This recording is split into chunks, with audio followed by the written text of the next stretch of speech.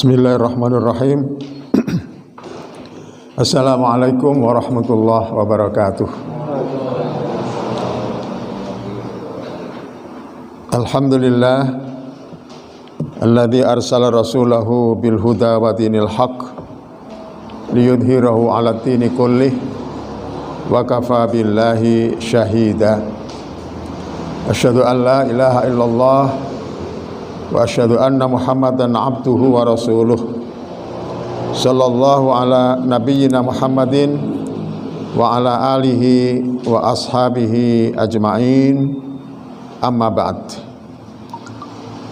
Ibu-ibu dan bapak-bapak sekalian yang dirahmati Allah Subhanahu wa taala. Alhamdulillah pada pagi hari ini saya bisa kembali bersilaturahim dengan ibu bapak sekalian untuk mengkaji Al-Quran.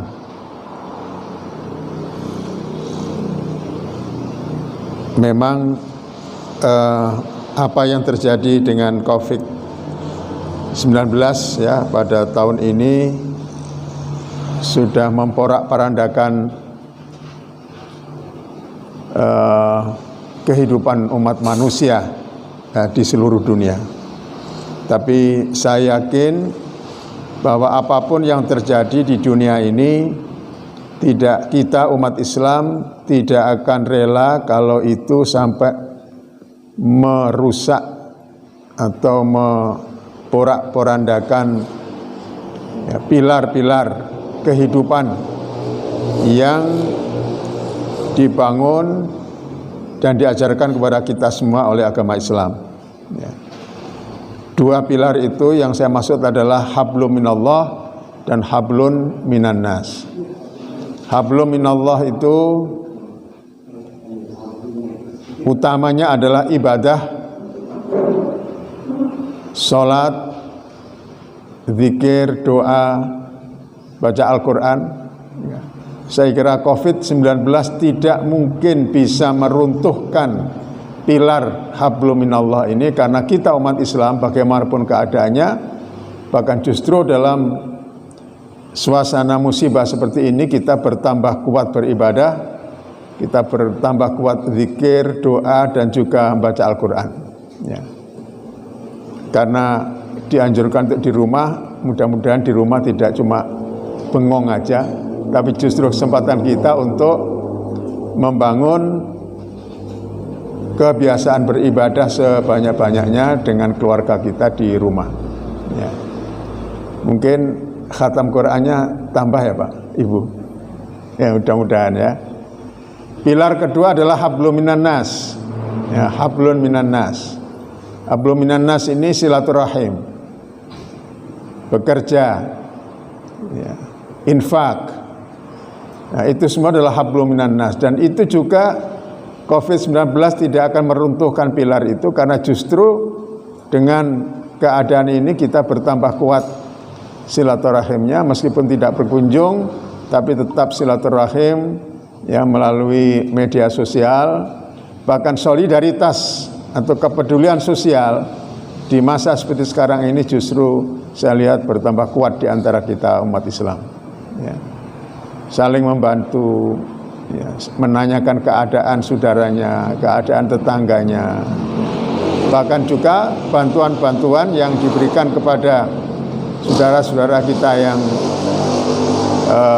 sedang mengalami penderitaan, itu juga tampaknya bertambah kuat.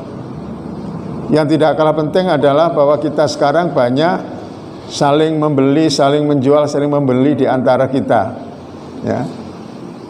Banyak saudara-saudara kita yang karena kehilangan pekerjaan kemudian melakukan pekerjaan apa saja, menjual apa saja kepada kenalan, kepada tetangga, kepada komunitas, dan itu ternyata menunjang kehidupan ya. Ini berarti kita sebagai orang beriman bisa mengambil hikmah dari setiap peristiwa yang kita alami. Baik, pagi ini saya akan mengajak kita semua untuk mengkaji salah satu kaidah kehidupan di dalam Al-Quran yaitu ayatnya wa asa an takrahu syai'an wa huwa khairul lakum wa asa an tuhibbu syai'an wa huwa syarrul lakum. Ya. Ini ada di surat Al-Baqarah ayat 216. Ya. Artinya apa tadi itu? Asa an takrahu syai'an wa huwa khairul lakum. Boleh jadi kalian membenci sesuatu padahal sesuatu itu baik bagi kalian. Wa asa an tuhibbu syai'an wa huwa syarrul lakum. Sebaliknya boleh jadi kalian menyukai sesuatu padahal sesuatu itu buruk bagi kalian. Ya. Ini adalah salah satu kaidah di dalam Al-Quran yang perlu kita hayati. Dan ini hubungannya sebenarnya dengan rukun iman yang keenam, yaitu iman kepada qada dan qadar. Ya, iman kepada takdir. Di dalam surat Al-Hadid ayat 22 Allah menyatakan ma asaba min musibatin fil ardi wala fi anfusikum illa fi kitabin min qabli an nabra'aha inna dzalika 'alallahi yasir. Artinya ma asaba min musibatin, tidak ada suatu bencana yang menimpa fil ardi, di bumi ini, wala fi anfusikum, juga tidak pada diri kalian, illa fi kitabin, kecuali itu sudah tertulis di dalam kitab yang kita kenal dengan nama Al-Lauhul Mahfuz, min qabli an nabra'aha, bahkan itu sudah tertulis sebelum kita diciptakan. Inna dzalika 'alallahi yasir, hal seperti itu bagi Allah sungguh sangat mudah. Ya. Jadi sebagai orang beriman, kita meyakini bahwa apa yang kita alami di alam kehidupan ini, baik atau buruk, suka atau duka, semuanya sudah tertulis di Lauhul Mahfuz. Ya. Mengapa kita perlu meyakini ini? Mengapa kita perlu percaya bahwa semua yang kita alami ini sudah tertulis di Lauhul Mahfuz?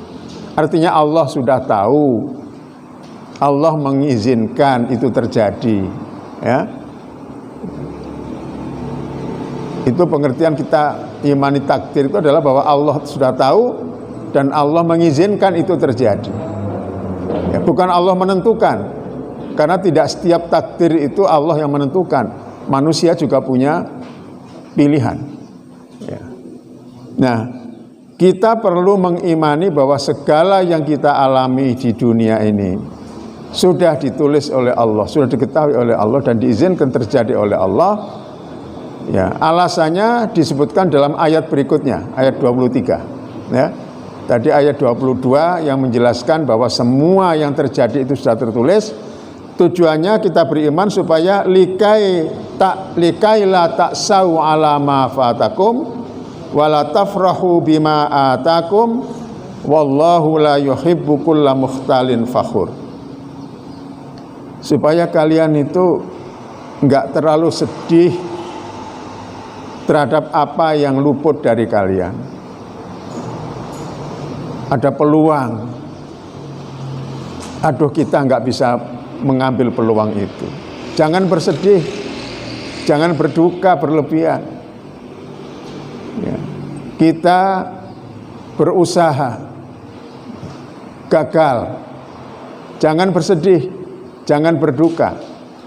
Kita ujian tidak lulus, jangan bersedih, jangan berduka. Ya.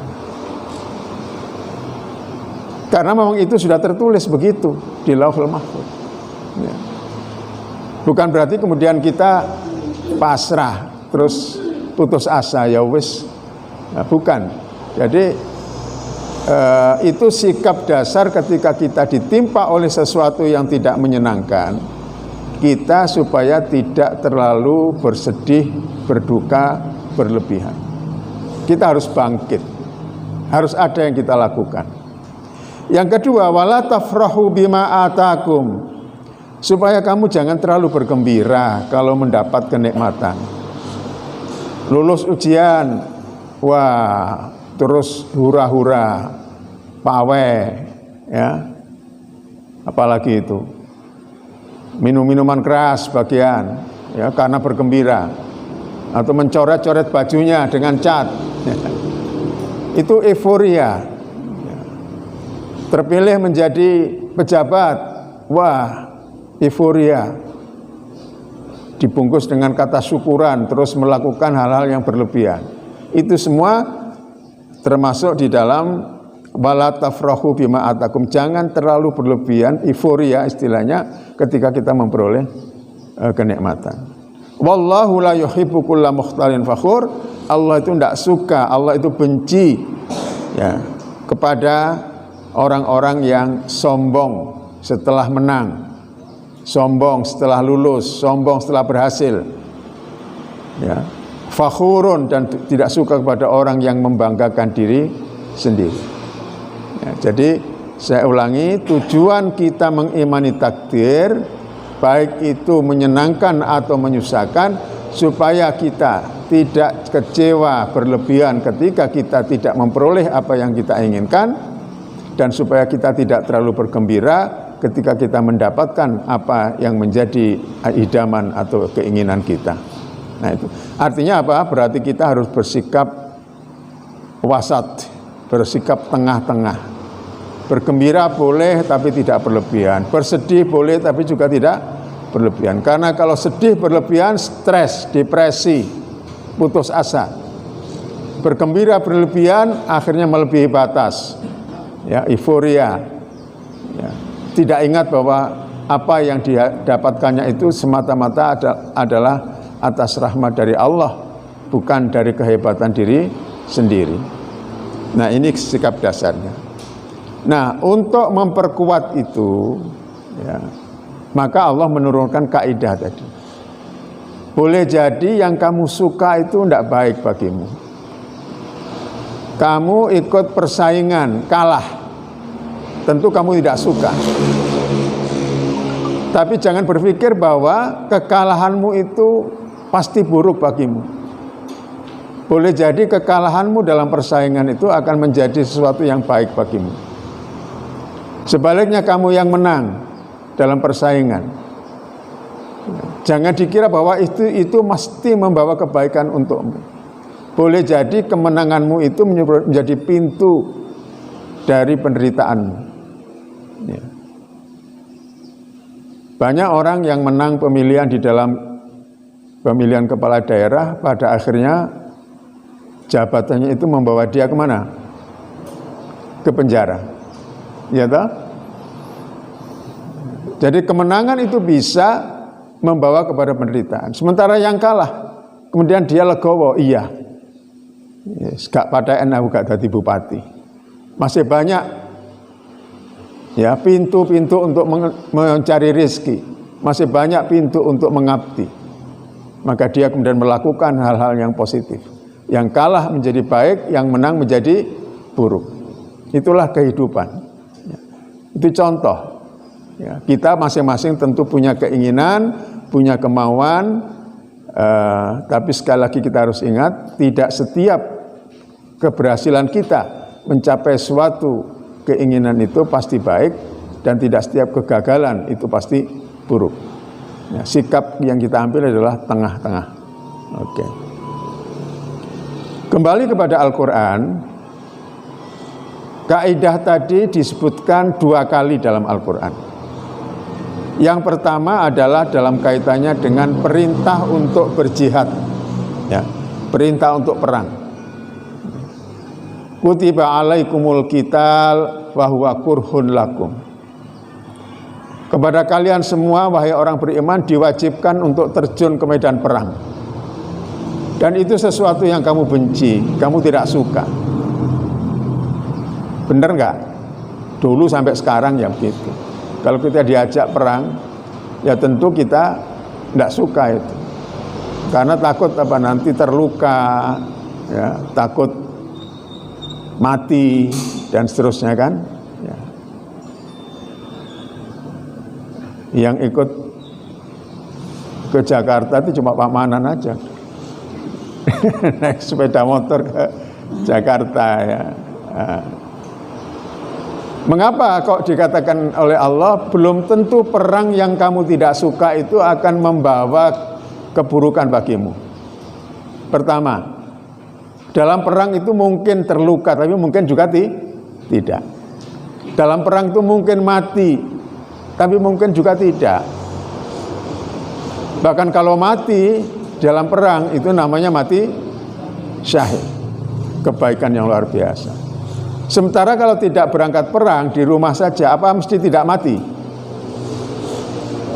Mungkin mati di atas ranjang, dan belum tentu kematiannya itu kematian yang husnul khotimah. Kalau di perang dengan niat yang benar, pasti husnul khotimah, mati syahid. Ya. Apakah kalau di rumah tidak sakit, tidak luka? Belum tentu. Ya. Nah, jadi ini contoh kasus ya mengenai kaidah dalam Al-Quran. Pertama adalah soal perintah jihad ya. Kasus kedua ada di surat Al-Baqarah, surat An-Nisa ayat 19. Nah, surat An-Nisa ayat 19 itu agak panjang suratnya, tapi ringkasnya adalah berkaitan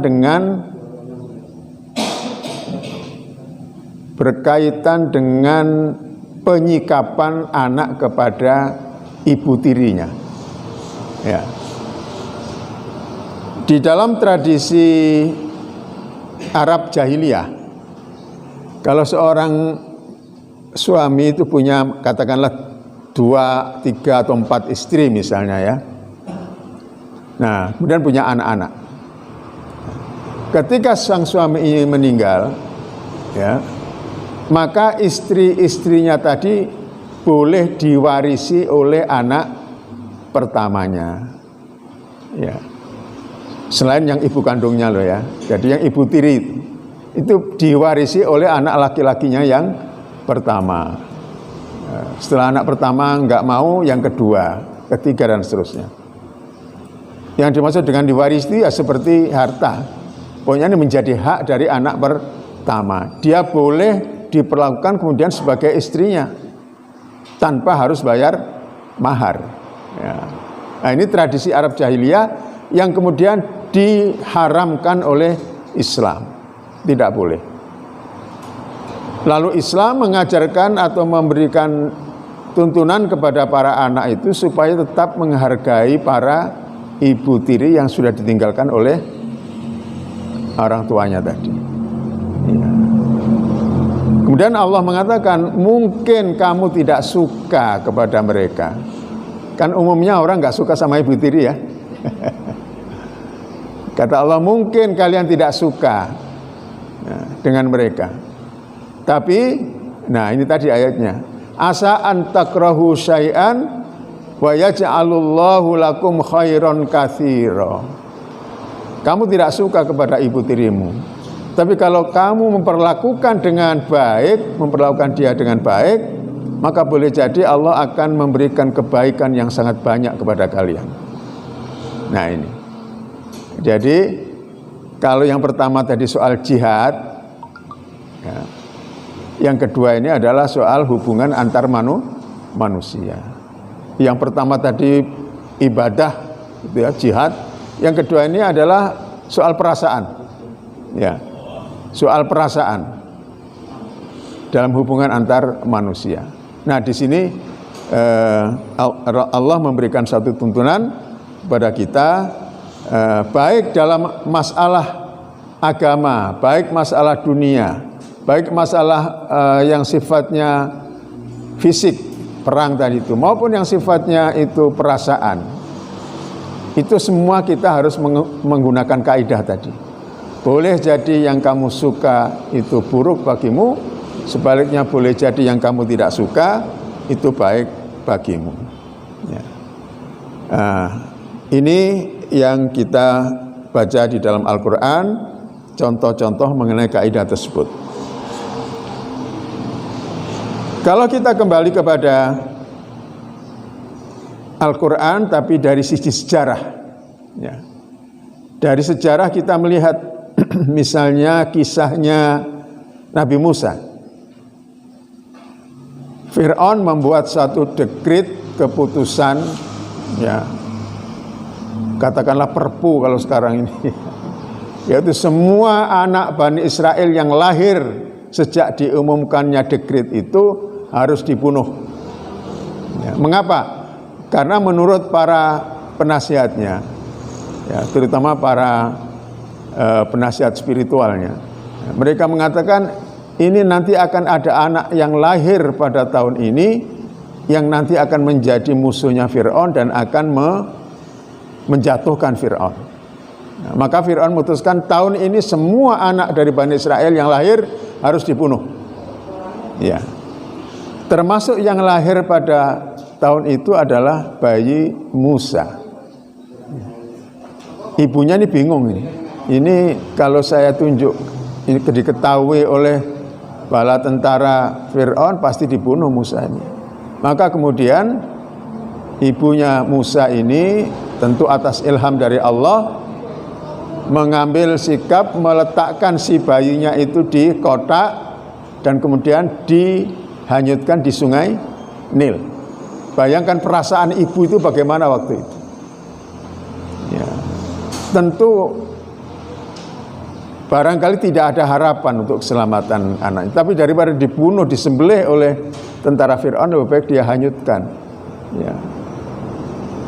Ternyata dengan dihanyutkannya bayi Musa di sungai Nil ini, itu yang membawa dia justru masuk ke istana.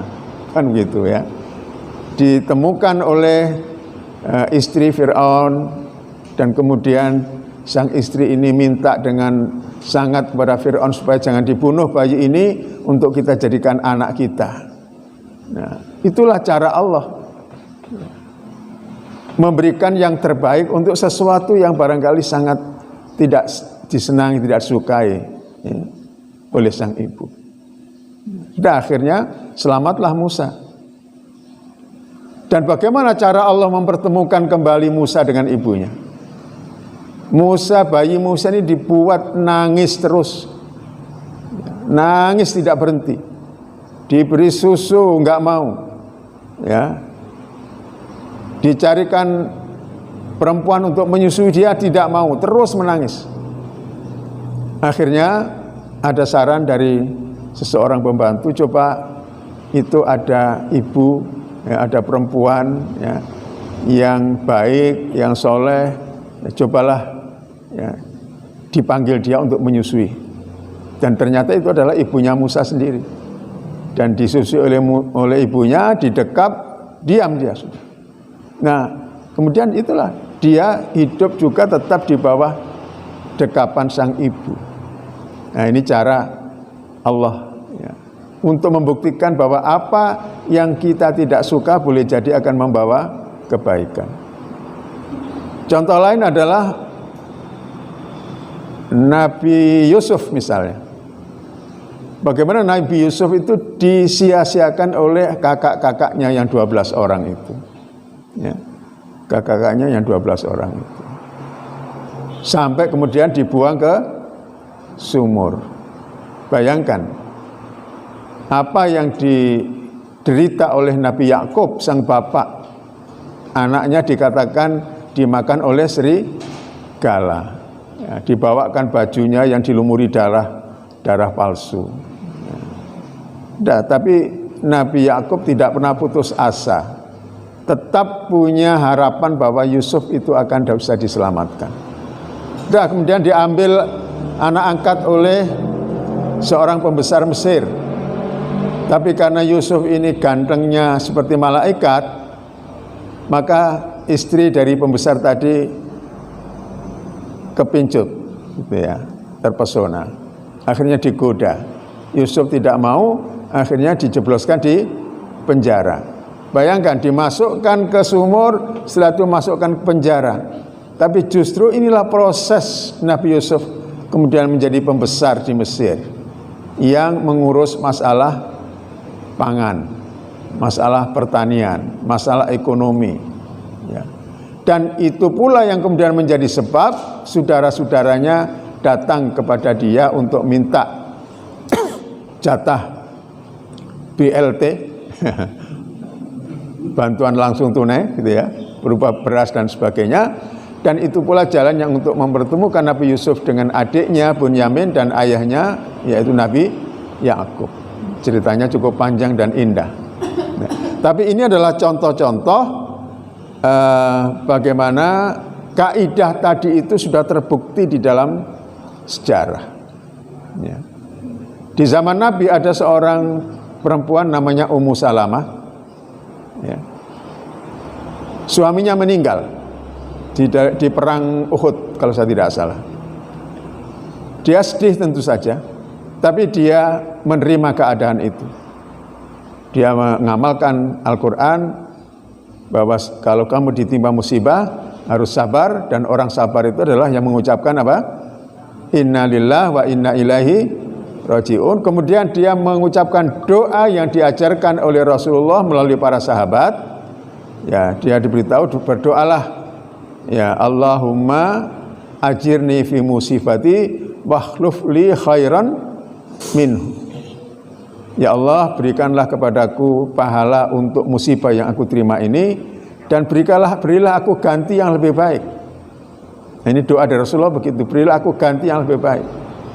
Dalam hati Ummu Salamah, apa ada yang lebih baik dari Abu Salamah, dari suami saya almarhum? Tidak ada. Ya.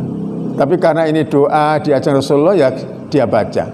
Tapi dalam hati ada suatu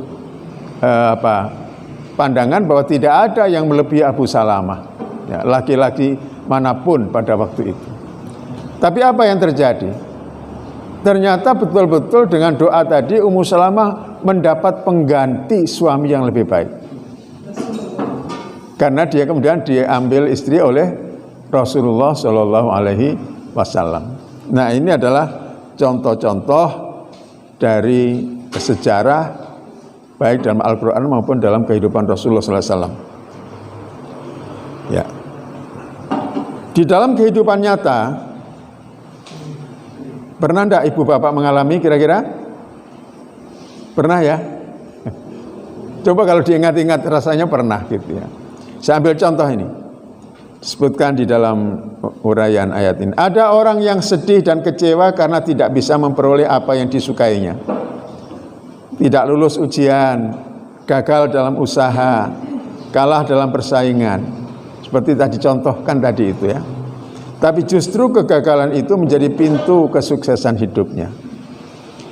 Sebaliknya ada orang yang bangga dan euforia karena memperoleh apa yang menjadi idaman dan kesukaannya, lulus ujian, berhasil dalam usaha, menang dalam persaingan, tapi justru keberhasilan itu menjadi pintu penderitaan hidupnya.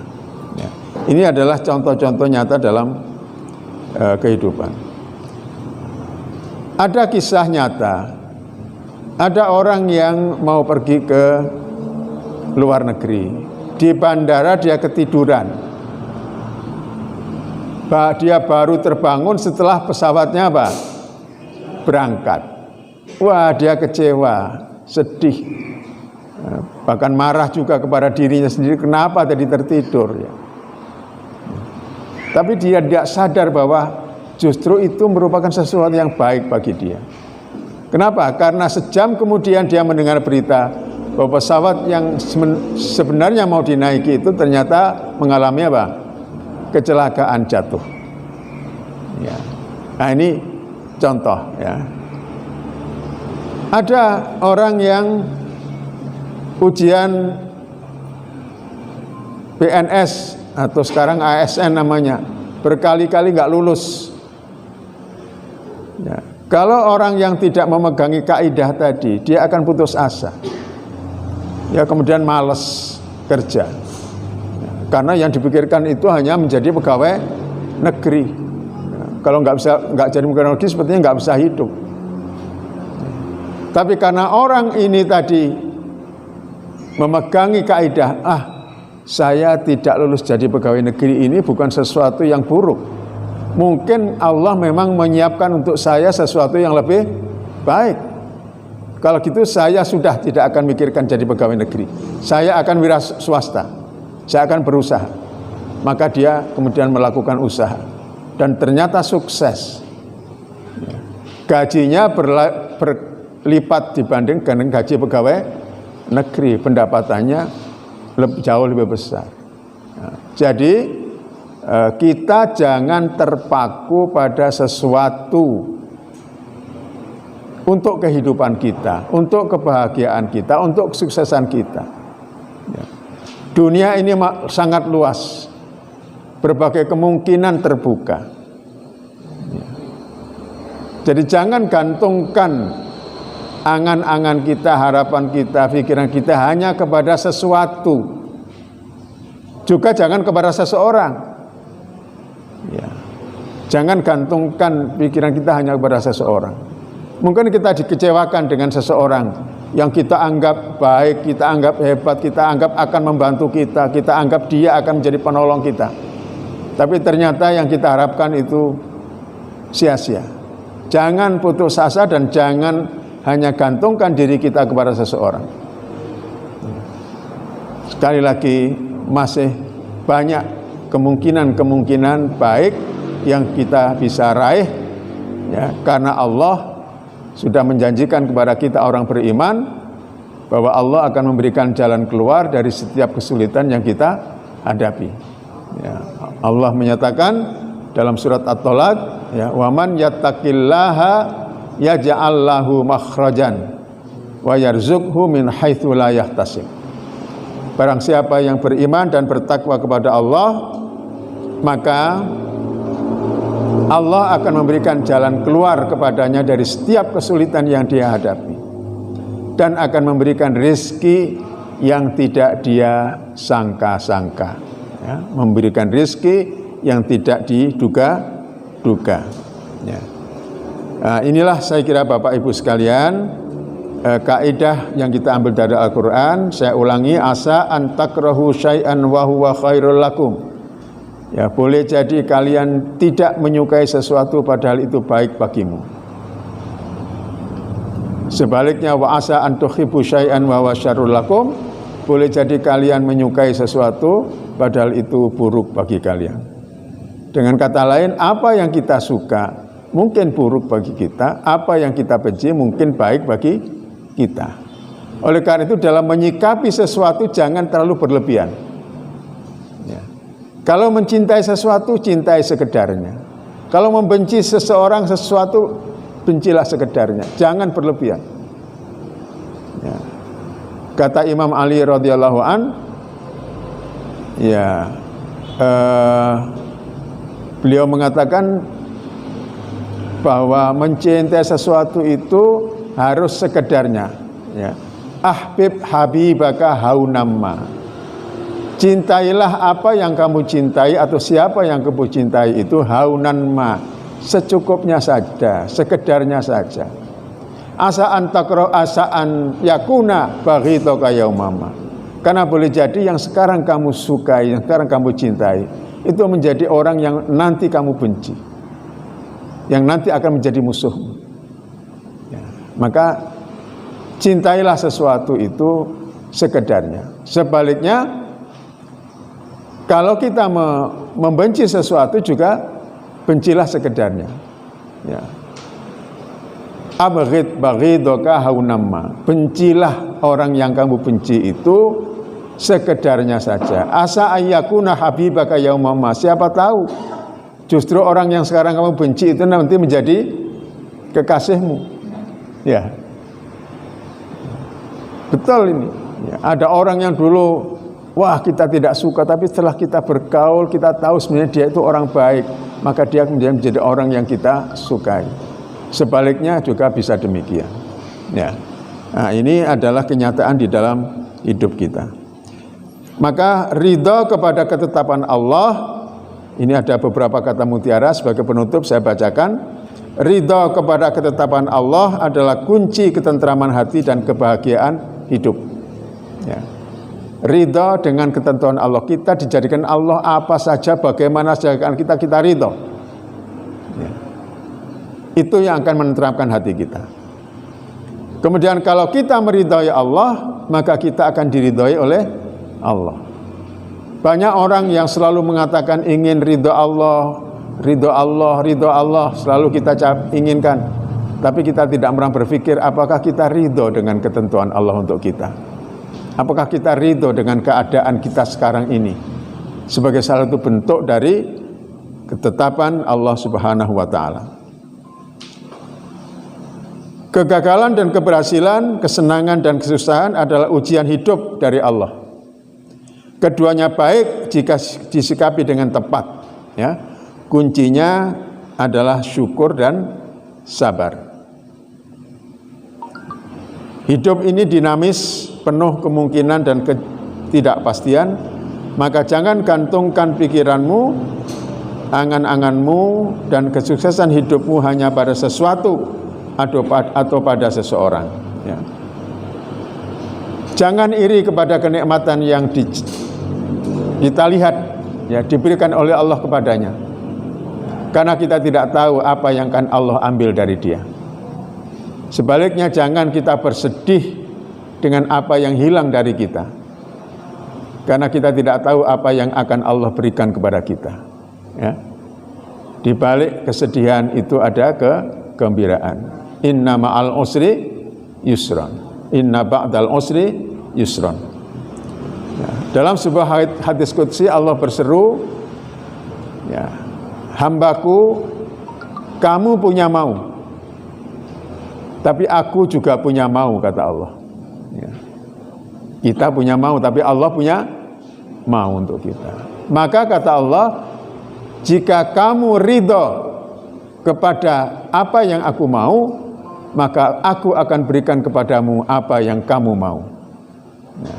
Jadi kalau kita inginkan sesuatu dari Allah, pertama-tama sikap kita adalah ridho, bersyukur senantiasa dengan apa yang kita miliki, apa yang kita ada kita pada keadaan itu sekarang. Jangan kita bersuudzon kepada Allah. Kita harus selalu husnudzon kepada Allah. Saya kira inilah sajian saya pada pagi hari ini. Pelajaran bukan saja untuk Bapak Ibu, tapi juga untuk saya dan keluarga saya. Ini selalu harus terus kita tanamkan dari waktu ke waktu kepada diri kita, supaya kita tetap sabar di dalam kesusahan dan syukur di dalam kenikmatan. Dengan sabar dan syukur, maka insya Allah semua hal itu menjadi baik untuk kita. Saya kira demikian. Saya akhiri sementara. Saya kembalikan kepada pembawa acara. Mungkin ada sedikit tanya jawab, saya persilakan. Ya, saya mau jawab dari yang pertanyaan kedua, ketiga, ya. Yang pertama nanti saya berikan penjelasan. Yang ketiga tadi soal husnul khotimah, ya. Yang kedua tadi soal takdir buruk dan pilihan, ya. Ya, jadi ada takdir yang memang sudah qati'ah, jadi sudah tidak bisa kita tawar. Ya. Kita lahir kapan, di mana, ya, jadi laki atau perempuan, ya, bentuknya bagaimana, terus kita tidak bisa milih, ya. Meskipun sekarang katanya ada teknik-teknik, kalau mau anak perempuan begini caranya, kalau lagi, itu semua adalah semata-mata sebuah usaha, ya. Tapi semua Allah yang menentukan. Di mana kita lahir, kita menjadi orang Indonesia atau orang Cina atau orang Amerika atau orang Arab, itu semua adalah takdir yang kita tidak bisa pilih. Yang kedua juga soal kematian, di mana, ya, karena apa dan sebagainya, itu semua sudah merupakan ketentuan dari Allah SWT. Kita cuma bisa berusaha, tapi sudah pasti Allah yang menentukan. Nah, yang ada juga unsur pilihan pada diri manusia. Itu antara ini adalah soal orang itu beriman atau tidak. Ya. Kan dalam Al-Qur'an itu dikatakan faman syaa'a falyu'min wa man syaa'a falyakfur. Siapa yang mau beriman silakan beriman, yang mau kafir silakan kafir. Berarti di sini ada pilihan manusia. Sehingga tidak bisa dikatakan, loh, saya kafir ini kan karena sudah takdir Allah. Nah, ini enggak benar. Karena kafir dan iman itu ada pilihan yang diberikan oleh Allah, ya. Meskipun juga tidak lepas, ya, dari takdir Allah, tidak bisa lepas, ya. Jadi ada orang katakanlah dua Umar di zaman Nabi ya. Yang satu Umar bin Khattab. Ya. Ini yang kemudian dia masuk Islam. Ada Umar yang kedua. Umar kedua ini yang kemudian dikenal dengan nama Abu Jahal itu. Itu Umar juga namanya sebenarnya. Ya, tapi dia tetap kafir. Nah, di sini pilihan. Nabi pernah doa, ya Allah berikanlah kepadaku salah satu dari Umar itu supaya menjadi penguat agama Islam. Maka Allah menjadikan Umar bin Khattab yang masuk Islam. Ya. Mengapa Allah milih Umar? Karena memang Umar itu pada dasarnya orang yang hatinya selalu mencari kebenaran. Orang yang tidak kafir, tidak menutup diri dari kebenaran. Sementara Abu Jahal itu orang yang memang sudah dari dalam dirinya tidak menginginkan sesuatu kebenaran, tapi dia cuma menginginkan keuntungan diri sendiri. Ya, jadi itu pilihan. Tapi pada akhirnya juga Allah yang menentukan. Maka itu jadi Allah itu punya hak prerogatif, itu ya. Itu mutlak haknya.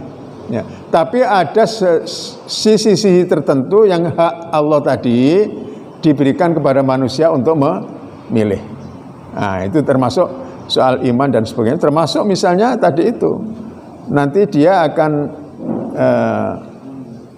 akan mati bagaimana gitu ya. Matinya sudah pasti di mana karena apa, tapi bagaimana dia mati. Itu termasuk pilihan-pilihan kita. Dalam sebuah hadis qudsi itu dikatakan hadis ya, Rasulullah mengatakan ada orang yang sudah tinggal satu langkah masuk surga.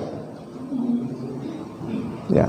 Tapi yang tertulis di Lauh Mahfuz itu dia akan masuk neraka. Maka tinggal satu langkah masuk surga, tapi dia melakukan perbuatan keji di akhir hayatnya, akhirnya dia masuk neraka. Sebaliknya ada orang sepanjang hidupnya ya berbuat buruk dan dia sudah tinggal selangkah masuk neraka.